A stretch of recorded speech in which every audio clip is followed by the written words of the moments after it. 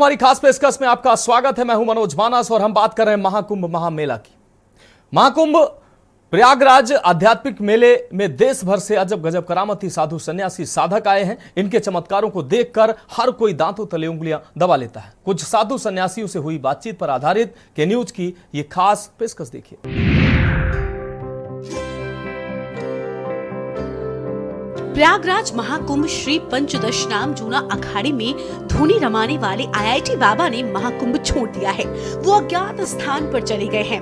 आश्रम के संतों को भी नहीं पता कि वो कहां पर गए हैं। वहीं के न्यूज संवाददाता से आईआईटी वाले बाबा के गुरु संत सोमेश्वर पुरी ने कहा कि अभय मुझे 40 दिन पहले बनारस में मिले थे। वो बड़े परेशान थे, जिसके बाद उसको हम अपने आश्रम और अपने गुरु के पास ले आए थे। संत सोमेश्वर पुरी कहते हैं कि हमारे गुरु का चमत्कार था, जिससे आईआईटी बाबा 40 दिन में ही प्रसिद्ध हो गए। हालांकि अभय सिंह को अभी तक कोई दीक्षा आश्रम से नहीं मिली है, लेकिन हमारे पास और भी कई आईआईटी पास शिष्य हैं जो देश दुनिया की नौकरी छोड़कर बाबा बने हैं। हम इस वक्त वहीं पर हैं जहां पर जूना अखाड़ा में एक बाबा थे जो कि काफ़ी ज़्यादा चर्चित रहे हैं और फिलहाल उन्हें यहां से भेज दिया गया है। ये बताया गया है कि यहां अब जो है वो बाबा नहीं हैं, वो चले गए हैं, क्योंकि हालांकि यहां पे दीक्षा भी उन्होंने नहीं लिया था और उनकी वजह से यहां पे जब तब में लोगों को काफ़ी ज़्यादा समस्या का सामना करना पड़ रहा था। हालांकि उसकी वजह से जो है लगातार सोशल मीडिया के लोग जो है यहाँ पर आते जाते रहते थे, वो उनकी वजह से दिक्कतों का थोड़ा सा सामना करना पड़ा था। सर, जिस तरीके से इस जूने अखाड़े को हम बात करते हैं, जूना अखाड़ा एक सबसे बड़ा अखाड़ा माना जाता है, थोड़ा सा इसके बारे में थोड़ा परिचय बता दीजिए मुझे। जूना अखाड़ा है क्या परिचय इसका? थोड़ा सा इतिहास के बारे में हम जानने का प्रयास करेंगे।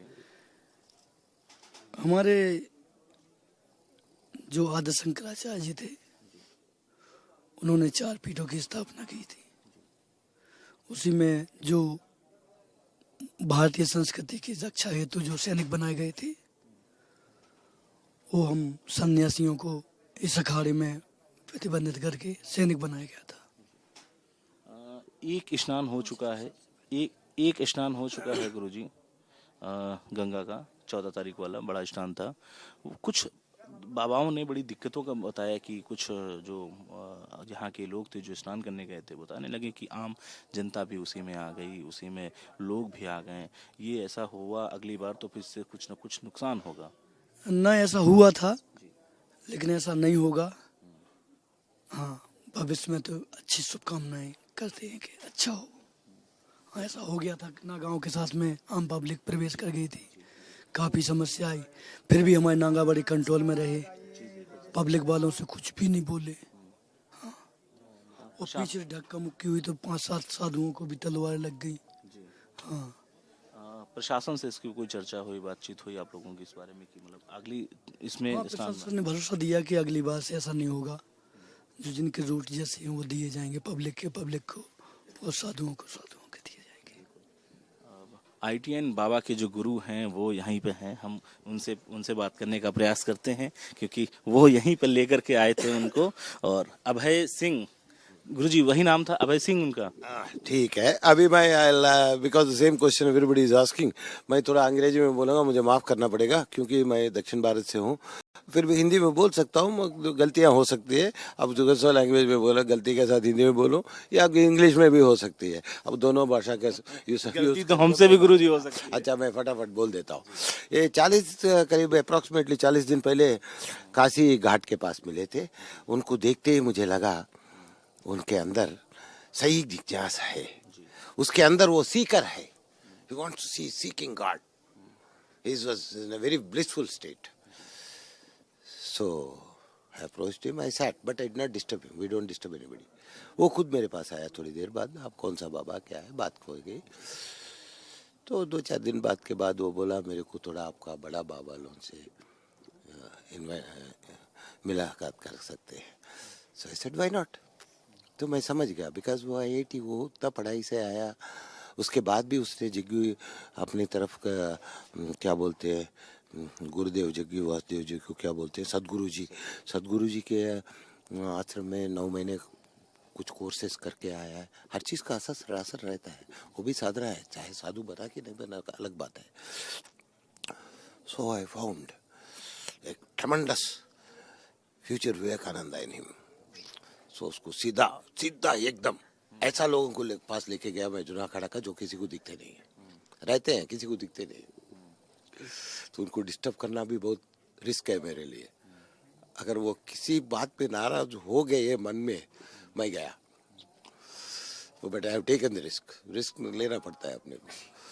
तो I have taken him, I have introduced 2 of such babas from 2 different cultures, one from Juna Akhada, another one is from Agor Sampradaya. So I told him, ये लोग आपको जो भी इंटरेस्ट है सिखाएंगे, जाओ। So he was going to them. I was also observing what he is doing. Everybody was happy with him. सुनिए, let me finish the whole thing. आप एक एक क्वेश्चन मत पूछो, पूरा आंसर देता हूँ, मेरा काम खत्म हो जाएगा। तो फिर बाद में he expressed a desire to stay with me. एक 4-5 दिन मेरे कमरे में मेरे साथ भी रहा। Then I found some abnormalities. क्या abnormalities है? आपका भाषा में पागलपन का चेष्टा, हमारा भाषा में आध्यात्मिक आनंद, अलौकिक आनंद। He was in that state. I understand. Public won't understand. There also same problem हुआ। बाहर बैठ के कुछ किया, घर वाले सोचते हैं, मकान वाले क्या हो रहा है, some people उसको कोई गलत कर रहे हैं, तंत्र मंत्र को पीटने आए, हम क्या हमारा उम्र में हम अभी लड़ाई करें एज में, उसको संभाले। वो थोड़ा बहुत मेरा कंट्रोल में था, कभी गुरु नहीं, मैं भी उसको, क्योंकि वो हमसे उसको बड़ा गुरु चाहिए। He wants to start at a higher level, equal to IIT। मिलेंगे, हमारे पास भी है, बहुत है। तो शुरुआत तो मेरे से हुई। अभी हमारा दादा गुरुजी हीरापुरी महाराज जी के आशीर्वाद मिली। 30 दिन मेरे साथ काशी में था, एक आके एक क्वेश्चन नहीं पूछा, एक इंटरव्यू नहीं है, एक ये भी नहीं है।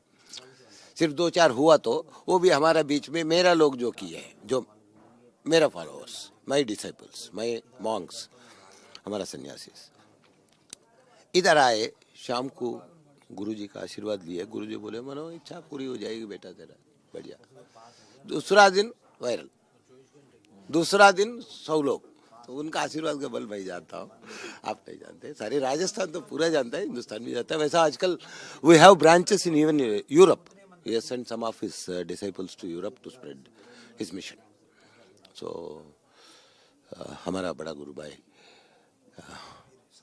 उनका नाम भी अभय Puri, he is not Abhay Singh, Abhay Puri. He is stationed at Spain, Madrid, and he is taking care of Europe, Dharma Prachar. I am giving you some news that is used. Don't ask this question का answer, उस question का answer. Question answer session मेरा interview किस लिए भाई? अच्छा, तो he has come here and things have happened. His wish is also fulfilled. He wanted actually. But before coming, I have got him the आशीर्वाद of bigger babas. Kashi में एक बड़ा गणपति जी का मंदिर है, उसको बोलते हैं चिंतामणि गणपति। चिंतामणि गणपति का कैपेसिटी ये है, वो भोलेनाथ का भी चिंता हरण करने का कैपेसिटी रखते हैं। ये मतलब ये नहीं कि भोलेनाथ चिंता में है, उतना उनका कैपेसिटी, ऐसा बोला गया, उतना कैपेसिटी। वहां पे सुबह सुबह हवन 2.5 साल के लिए बुक होता है ना, आपको नहीं मिलेगा। काड़ा से बड़े बोल के, उससे बुला के, इससे बुला के, थोड़ा दबाव डाल के इससे करवाया। बिकॉज मैं सोचा इसको कुंभ में ले जा रहा हूँ, वो ओशन है, ये कुछ नहीं जानता, बच्चा है, ये स्विमिंग पूल में खेल रहा है, इसको देखे ओशन में डाल दिया तो ये कुछ हो गया तो पाप मेरे को लगेगा, हमें भी सोचना पड़ता है। सो वो कराया हूँ, फिर गणपति के ऊपर छोड़ा, उसको लेके आ गया। गुरु कृपा हुई, गुरु महाराज बोले ठीक है। और मेरे को ये चीज समझ में नहीं आया, गुरु महाराज उसको एक छोटी बच्ची की तरह देखने शुरू की, अपने पास बिठाना। वो समझ गए ये थोड़ा डिस्टर्ब है। और खाने के समय पे इधर इंटरव्यू चल रहा है, गुरु महाराज खुद आके, चलो बेटा उठो अभी खाना खाओ। ऐसा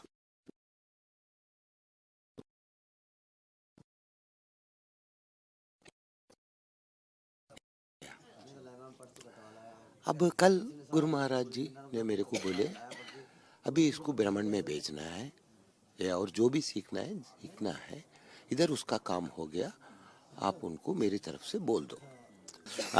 मेरा बचपन छोटा गांव गोदावरी किनारे, ईस्ट गोदावरी, आंध्र प्रदेश से है। उसके बाद हम लोग दिल्ली चले गए। मेरा पिताजी रॉयल एयरफोर्स, ब्रिटिश एयरफोर्स में एविएशन में थे, फ्लाइंग ब्रांच में थे। तो थोड़ा देश भर इधर उधर घुमाए, फिर आके हैदराबाद में सेटल हो गए। तो फिर मैं भी उधर रहा। फिर 17-18 साल की उम्र में मुझे भी लगा मैं भी एयरफोर्स में जाऊँ। गेट तो खुला है पिताजी का नाम से, चलो चले जाओ। तो भाई भी गया, 1-2 साल रहा। फिर लगा कि इधर जो होना है हो गया, अभी आगे जाएंगे। फिर बाहर आया, 21 साल कैनरा बैंक में काम किया। फिर इतने में घर का सारी जिम्मेदारी खत्म हो गई। जब खत्म हो गई तो लगा अपना सनातन के हिसाब से तो बोलते हैं गृहस्थु। अब आदमी गृहस्थु टाइम रेस्पॉन्सिबिलिटीज पूर्ण करने का। वानप्रस्था 50th ईयर में आधा घर में रहेगा, आधा घूमता रहेगा, मतलब तीरा दूर है, जो भी अच्छा लगे भगवान के। और 50 में ये करने के बाद 60 पार करने के बाद संन्यास। बिकॉज भाई सब खत्म हो गया। अभी तुम वेट करोगे, अभी मेरा पोता होगा, पेता के शादी के बाद जाऊंगा, कहीं नहीं जाओगे। ये मौका है, अब निकल जाओ। माँ बाप सब हो गया, जो करना है हो गया, बच्चों की शादी हो गई, सब अपने अपने आनंद में है। तो आ गया।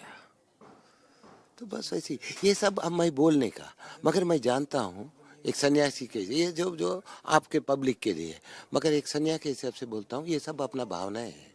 ये कुछ नहीं होता है, वो सब वो करवाता है। आपका भाग्य में जो है वो आप बनेंगे। आप टीवी जर्नलिस्ट कब से बने? बचपन से बने क्या?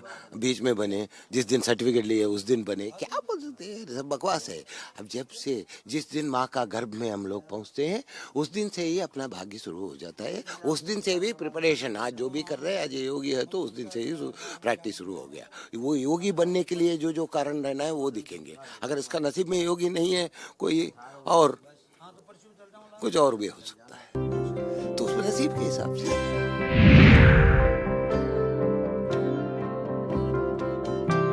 तो फिलहाल हमारी खास पेशकश में वक्त एक ब्रेक का है, जल्द हाजिर होंगे। आप देख रहे हैं के न्यूज, खबरों का सार।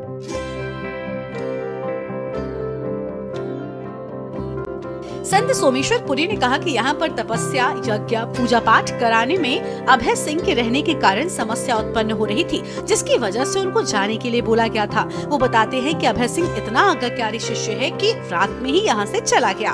वहीं महंत वशिष्ठ गिरी उन्हें अब रुद्राक्ष वाले बाबा के नाम से जाना जाता है। वो महाकुंभ में आकर्षण का केंद्र बने हुए हैं। जो भी जूना अखाड़े के अंदर प्रवेश करता है, उसकी निगाहें सीधे इन्हीं बाबा पर जा टिकती हैं और वापस मुड़कर वो बाबा का आशीर्वाद लेकर ही आगे बढ़ता है। बता दें कि मूलतः उत्तराखंड के केदारनाथ में वास करने वाले रुद्राक्ष वाले बाबा बचपन से ही साधु बनना चाहते थे, इसलिए उन्होंने बचपन में ही अपने घर का त्याग कर दिया था।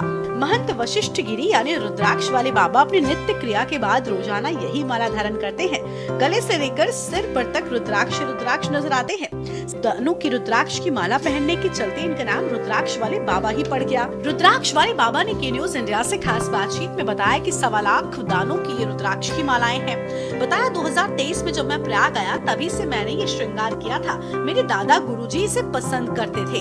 अखाड़े में आया तो दादा गुरुजी ने ये श्रृंगार हमें दिया और कहा, बेटा आज से आप ये श्रृंगार करो।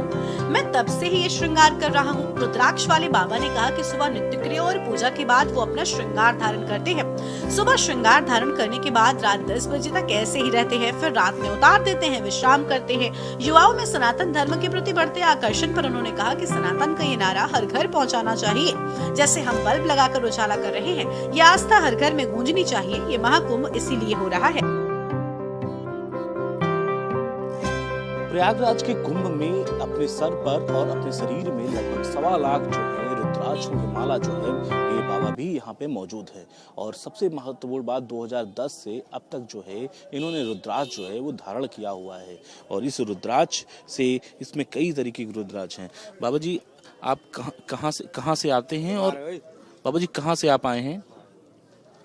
मेरा नाम महंत वशिष्ठ गिरी रुद्राक्ष वाले बाबा है और गुरु जी के नाम जो है थानापति घनानंद गिरी जी महाराज है और मैं जूना अखाड़े से हूँ जी। कितने सालों से ये आप धारण किए हुए हैं? ये मैं 2010 से तपस्या कर रहा हूँ जी। कितने हैं रुद्राक्ष की माला आपके पास में? ये 1.25 लाख दाने की माला है जी। इसमें हर तरीके के रुद्राक्ष हैं गुरुजी, या मतलब जैसे 1 मुखी, 2 मुखी, 5 मुखी? इसमें 1 मुखी भी है, 2 मुखी, 3 मुखी, 4 मुखी, 5 मुखी, 6 मुखी, 7 मुखी, 8 मुखी, 9 मुखी, 10 मुखी, ऐसे करके कई मुखी है इसमें जी। सोशल मीडिया पे आप बहुत ज़्यादा जो है चर्चित हो रहे हैं, क्योंकि जिस तरीके से आपने जो है 1.25 लाख जो है ये रखे हैं, क्या संदेश देना चाहेंगे आने वाले युग की पीढ़ी के लिए? क्योंकि बहुत से युग में देखा गया सोशल मीडिया का जमाना चल रहा है, तो कहीं ना कहीं वो रील्स बनाने के चक्कर में लगे रहते हैं, पूजा पाठ में इन सब में ध्यान नहीं रहता है उनका। तो मैं यही कहूँगा सोशल मीडिया अच्छा है, चलाना चाहिए। हम उनसे भी कहेंगे अच्छे जो है अपना संस्कृति छापिए, हमारे सनातन धर्म में जो है जो चल रहा है उनको दिखाइए। और जो है आने वाले हम शरणार्थियों को भी कहेंगे आप सब भी आइए, कुंभ मेला स्नान कीजिए। ये जो है भव्य कुंभ दिव्य कुंभ लगाए गए हैं। अब की बार जो है ज़्यादा से ज़्यादा व्यवस्था की गई है, रहने का, खाने का, हर चीज़ का व्यवस्था है। ये जो है ये अमृत का स्नान हुआ है, आप सब भी जो है अमृत का स्नान करें और मोक्ष का प्राप्त पाएं। और यथा अनुकूल गंगा स्नान करने से यथा अनुकूल थोड़ा बहुत साधु संत को दान पुण्य भी करना चाहिए जी। 144 साल के बाद ये योग बना हुआ है, आने वाले समय में शायद हम अपना रहें, क्योंकि 144 साल जब कभी आएगा तो शायद हम लोग नहीं रहेंगे। तो क्या लोगों से क्या अपील करना चाहेंगे आप? हम लोगों से ये कहना चाह रहे हैं जो ये हमारा जो ये सनातनी धर्म में है, जो ये जो महस में निकला है 143 साल बाद, पहले हमारे ग्रंथों में, इतिहास में, वेदों में ये जो है दिन तारीख आए थे, वही पुनः दिन तारीख 143 साल बाद पुनः वही दिन, वही तारीख, वही तिथि आने का मतलब होता है कि हमारे भारत में अच्छे काम हो रहे हैं, अच्छे विकास हो रहे हैं, अच्छे जो है आगे भी जो भी है विकास कर ही रहे हैं। पहले जो हमारे विकास में अवरुद्ध हो रहे थे, अब जो है थोड़ा थोड़ा जो देखो अब अवरुद्ध ख़त्म हो रहा है। क्योंकि किसी समय में हमारे भारत में, मान लो भारत तो अपना पूरा भारत ही है, फिर भी जम्मू कश्मीर में 770 का धारा लगाया गया, उसको कई सरकार बदल गए, उसको तोड़ने वाला कोई नहीं आया। एक ऐसे दिव्य रूप में माने, चाहे भगवान रूप में माने, मोदी ने ऐसा कर दिखाया। वहाँ की 117 की जो भी धाराएं थे उनको तोड़ के पुनः वहाँ धर्म का ध्वजा लहराया। जय हिंद, जय भारत। गुरुजी, एक सवाल और बनता है कि आपको ने ये प्रेरणा कहाँ से ली, कि मतलब क्यों आखिर आपको जो है रुद्राक्ष इतने धारण करने पड़े? ये हमने प्रेरणा नहीं ली, हमारे जो है हमारे से पहले हमारे एक ताया गुरु रहते थे काशी, उसका नाम विश्वनाथ गिरी था। उन्होंने जो है 51 किलो का श्रृंगार करते थे। वो जो है हमारे सभापति प्रेम गिरी जो अभी उपाध्यक्ष हैं उनके ही शिष्य थे।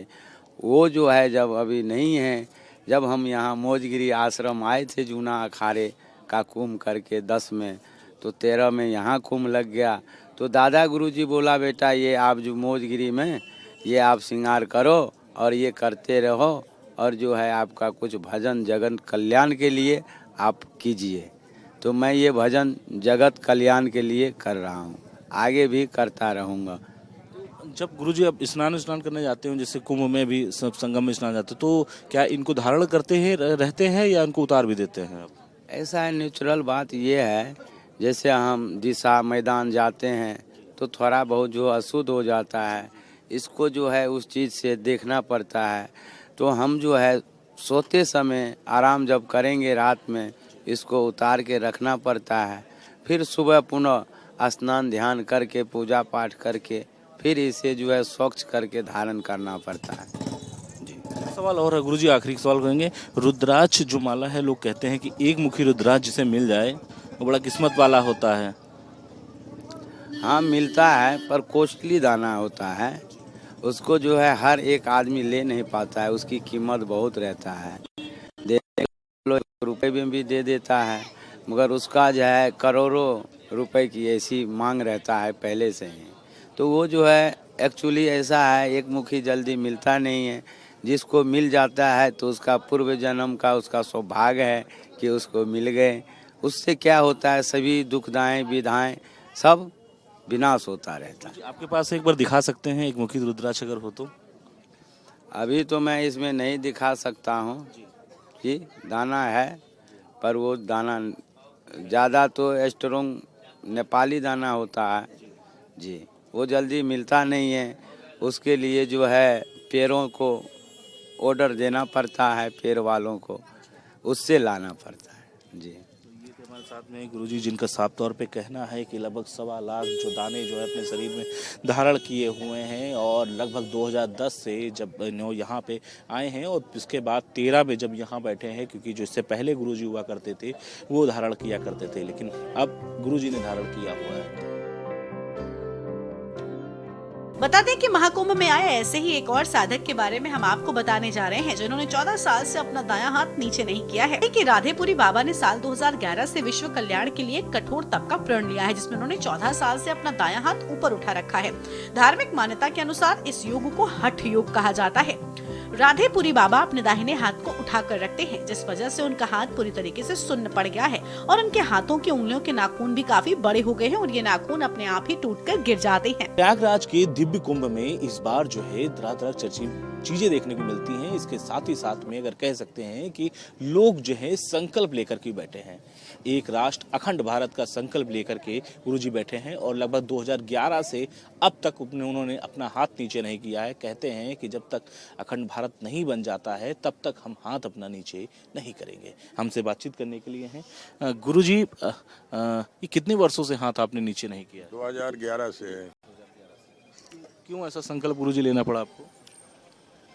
ये संकल्प क्या है, हम लोगों का जब तक चलता ही रहता है ना, क्योंकि हम लोग महात्मा बने किस लिए, धर्म के लिए बने, देश कल्याण के लिए, जन कल्याण के लिए, तो हम लोगों का जब तक चलता रहता है।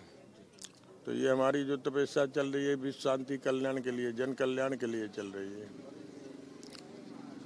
प्रधानमंत्री नरेंद्र मोदी भी कहते चले आए हैं कि जन कल्याण के लिए बातें करते रहते हैं, उनसे भी विश्वास कम है सर?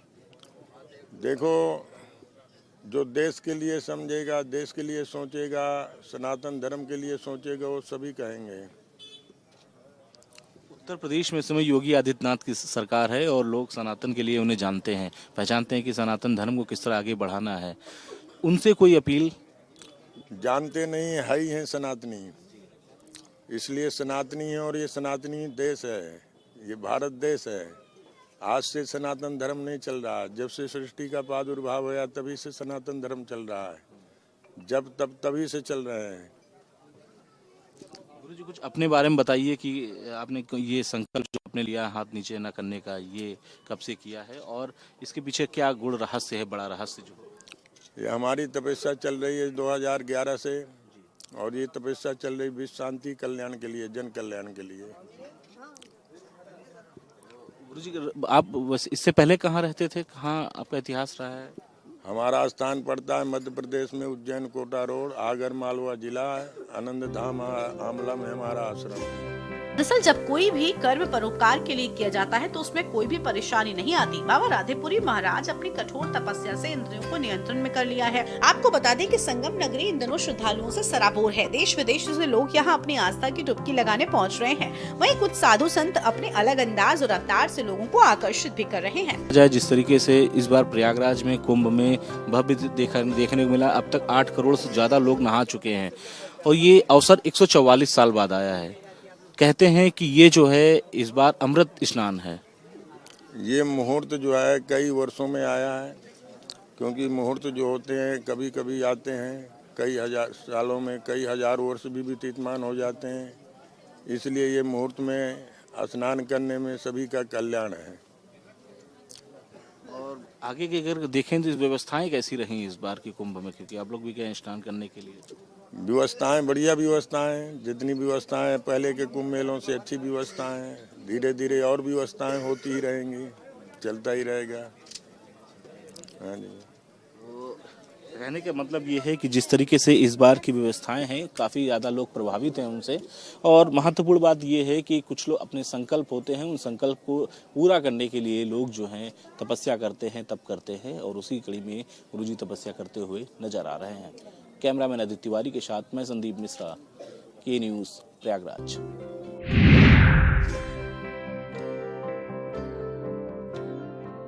तो हमारी खास पेशकश में फिलहाल अभी के लिए इतना ही। मुझे दीजिए इजाजत और आप देखते रहिए के न्यूज इंडिया। आप देख रहे हैं के न्यूज, खबरों का सारथी।